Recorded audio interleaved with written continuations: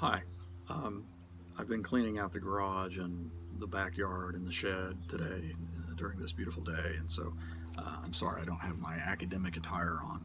But nevertheless, let's talk about Rick's question. Rick had a really important question. He just wanted to know the meaning of the term discourse. Now, this is a toughie, and it's not my favorite term either. Anyway, I'll try to do my best to explain it. Discourse is defined in your textbook as communication that provides insight on social values, attitudes, priorities, and ways of understanding the world. Now, what does that mean? It's kind of like this. Discourse is both what is said and what is not said. It is used in the textbook reading with regard to the United States Census, and particularly the census's categories of race and ethnicity and national identity and that sort of thing. So, what your textbook is trying to get at, and what your author of your textbook is trying to get at, is that the United States Census, number one, believes that, or at least implies, that race can be objectively defined.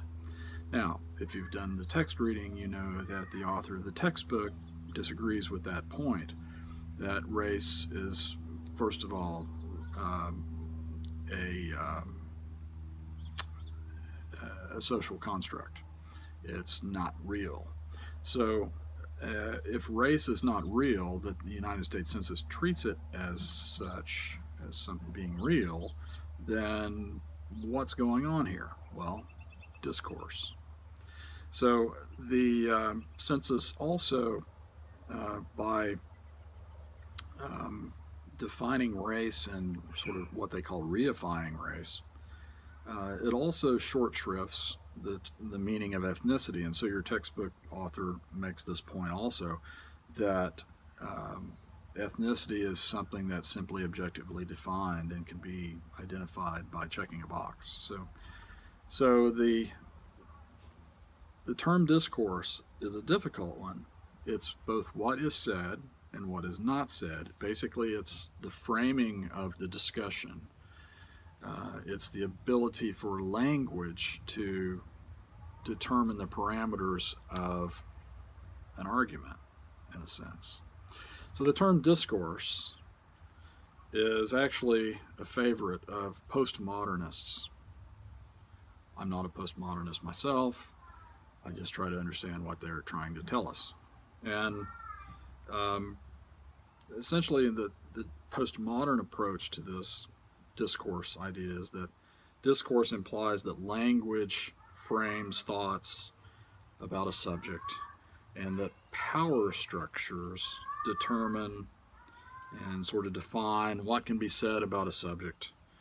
And alternative discussion is pushed out and is made illegitimate. Think of it like this. There are certain places, certain social contexts, where you can talk about certain things, and there are other places where you can't. Okay? So, think about what sort of conversations might be had at, a party with your friends, versus the types of conversations that you might have with people at work, or among people who are not your own age, or maybe your older relatives, or perhaps a Sunday school class. So all of these different milieus, all these different locations are going to affect what is said. It's going to affect the discourse. That's about as good as I can do it. And I hope this discourse clarified the term discourse.